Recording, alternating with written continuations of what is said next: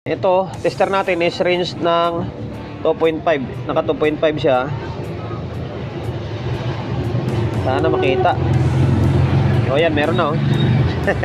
Para-paraan lang ito. Yan, 0.5. Tapos ito yung natira na transistor ng buo.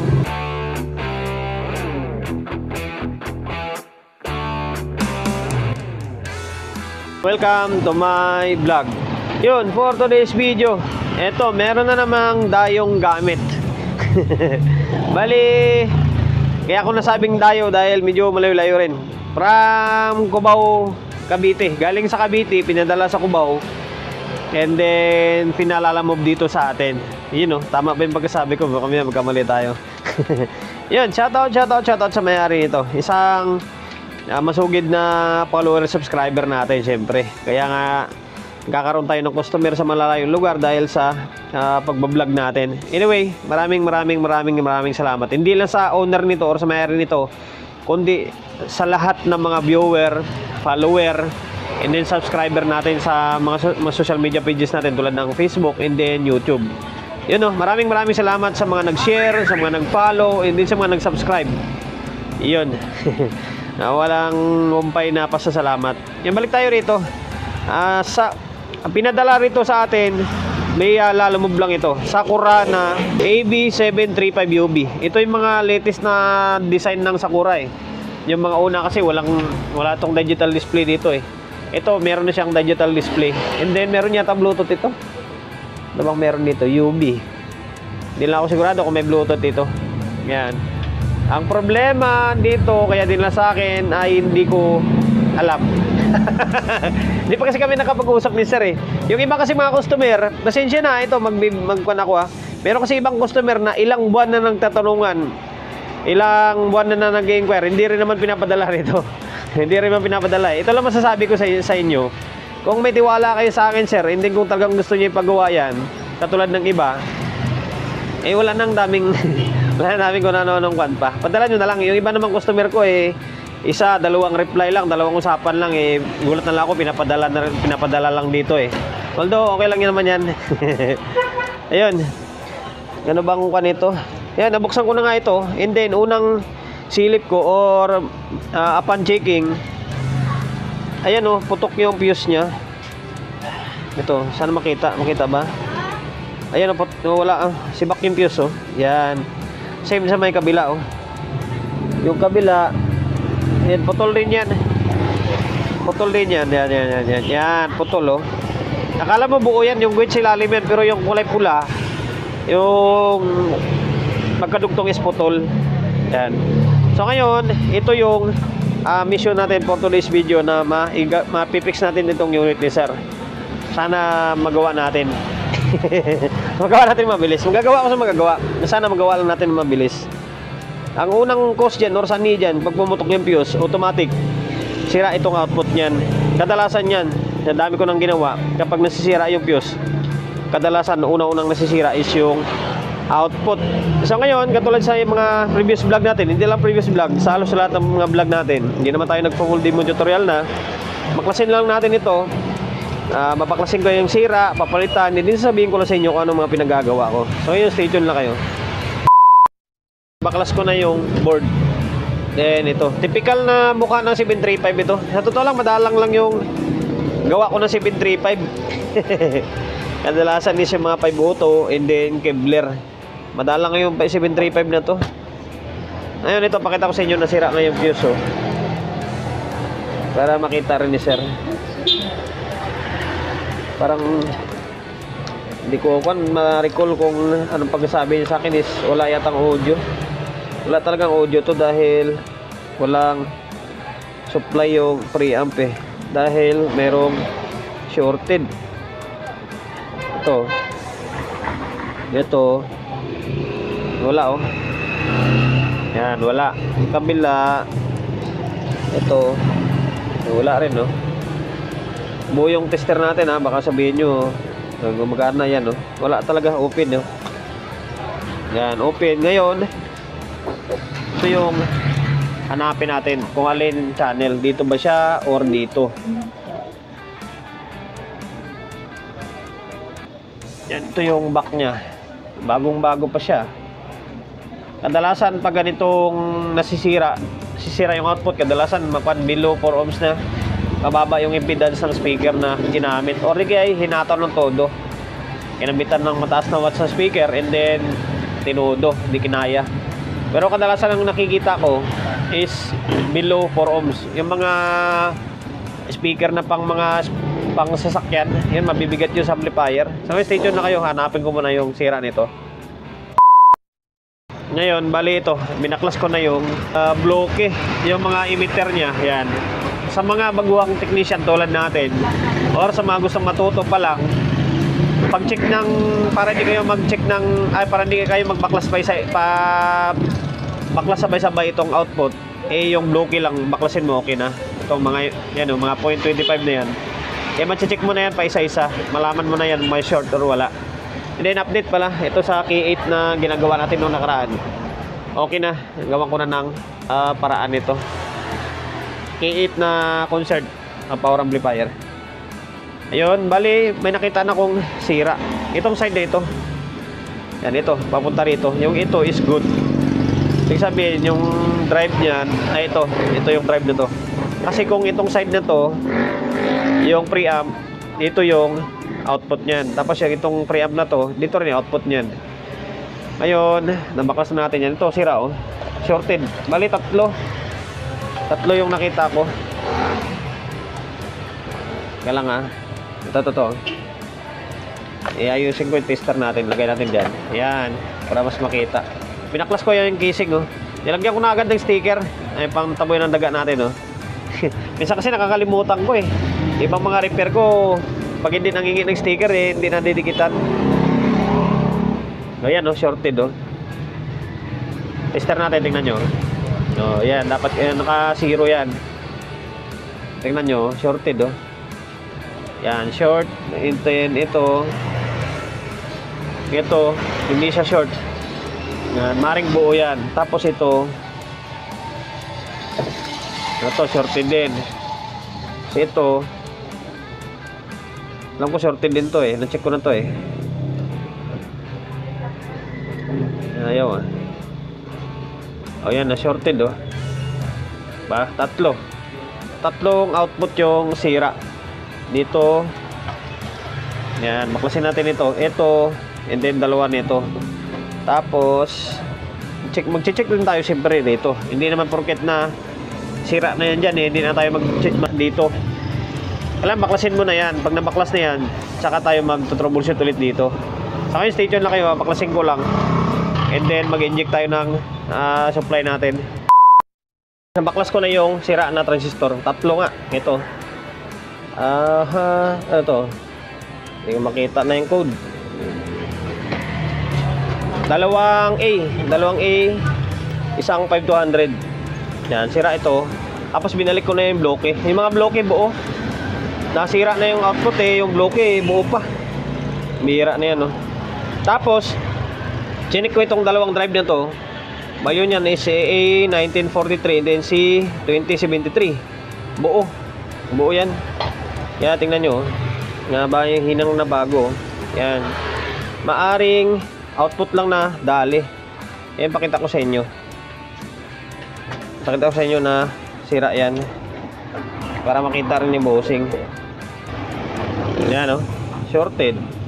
Ito shorted. Ito. Yan, short, tatlo. Ngayon, bali hanap lang ako ng pamalit. Hindi lang dami ko namang stock nito Palitan lang natin ito or palit lang tayo ng fuse and then mag-inject tayo ng supply, saka natin lagay doon. Or pwede naman siguro, diretso na lang dyan para magkaalaman para hindi na ako mag-inject ng supply. Maluwag naman siya Kaya lang, bago natin kapitan ng output ng tatlo na yun nasira, sukatan muna natin ng voltahe ito or biasing. Ngayon, nakakabit na ito. Yan, tinatamad na ako maghanap ng mahiwagang transformer natin kaya dito na lang muna. Ngayon, may fuse na yan pinalitan ko na yung fuse. Saan ba? Pasensya na kayo, masikip yung pwesto natin. Basta may fuse na, pinalitan ko na ng fuse yan.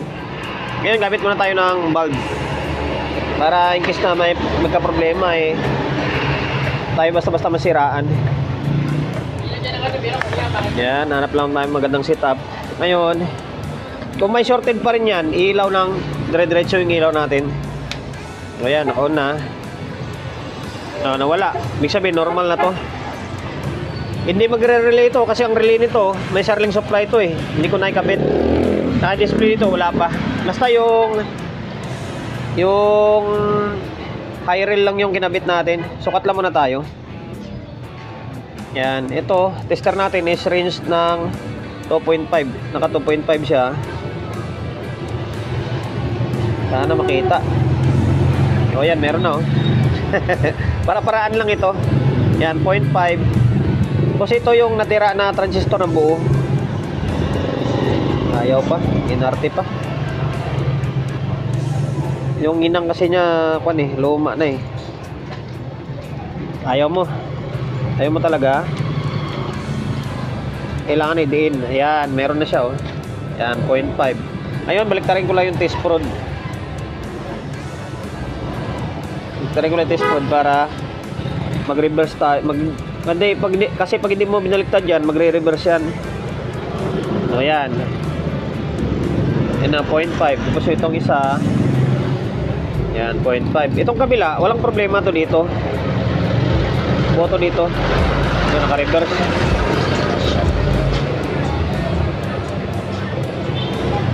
Ay, teka lang. Nagre-reverse ha. Yung manghinang kasi luma na yan, no? Sa kabila, walang problema dito sa kabila. Sa ngayon, okay na ito.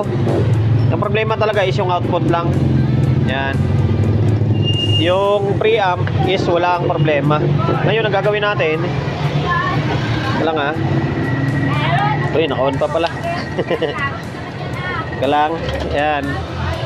Ang gagawin natin is mag-add na tayo ng transistor kasi okay naman ang biasing na eh. Yung fuse yan, bago na yan. Ngayon, nahanap lang tayo. Ito yung mga output natin, oh.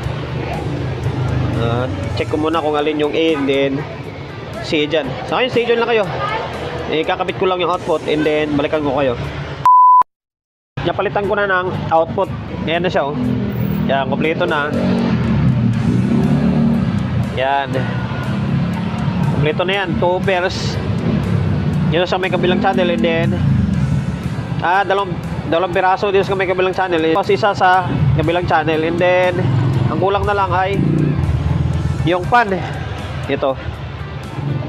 Nakakalimutan ko ikabit. Try lang muna natin kung meron na siyang o magre-relay na siya.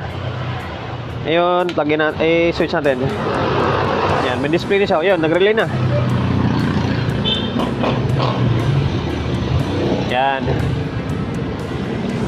Okay na siguro to. Dali audio na lang yung kulang. And then yung pan. Bali ito. Ngayon, maglalagay lang ako ng speaker. Yung speaker kasi ginagamit ko rito eh. Sa concert na ito, yun oh, gumagana ito. Inoobserbahan ko eh. Kukunin ko lang yung speaker dito and then kabit natin dito. Tingnan natin kung may audio na siya. Balik ko na yung fan dito. Yan, ito nakakabit na. Muntik ko na makalimutan.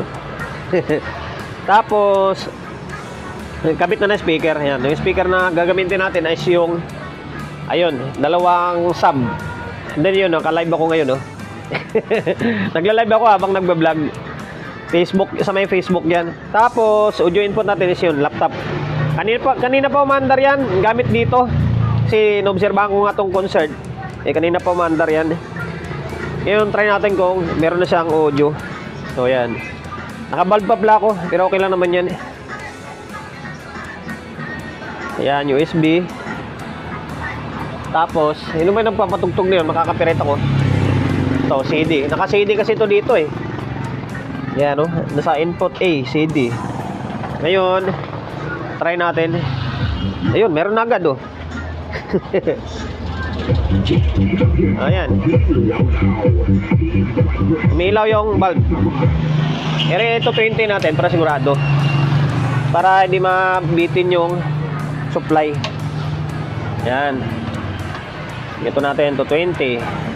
Oh, bahala ka dyan. And then CD. Ayan na.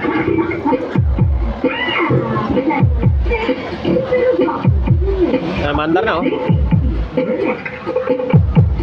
Yan, dalawa. Lakas. Ngayon, para makompleto, siyempre, testing natin yung mic niya. Na natin kung gumagana pa yung mic. Teka lang, kunin ko lang yung may wagang mic natin. So ngayon guys, ito, bali sinalpak ko na yung may wagang mic natin. Ito na, oh. Yan, iba na yung ginagamit ko. Yung pinagawa to dito, hindi na kinukuha eh. Ginamit ko na lang. Sound check, mic testing. Okay pa yung mic niya. Sound check, mic testing. Sound. Okay, angas pa ng tunog. Ano sir? Sir, magkano yung pag-iis ng speaker? Dito silang. Ayun, balik, may customer tayo. Mga nag-i-inquire. Ayun, okay na yung mic. Andiyan sir, oh. Okay na yung mic niya. Mic 1, mic 2, and then mic 3. Okay pa naman eh. All goods pa naman. And then pati tunog ng kwan ito, ng tone control is okay pa. Para sa akin okay pa. Kasi nakadalawang subgas eh. And then bago pa ito eh. Wala tayong babaguhin, no? Pati yung master volume niya, wala pang sabit, no? Lakas.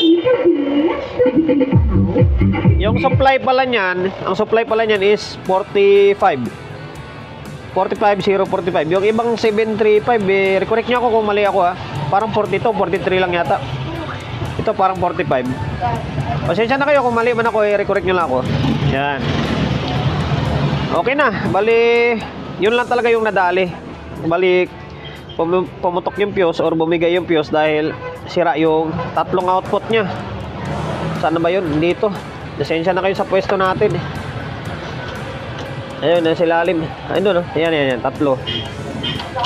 Yan, tatlo na yan.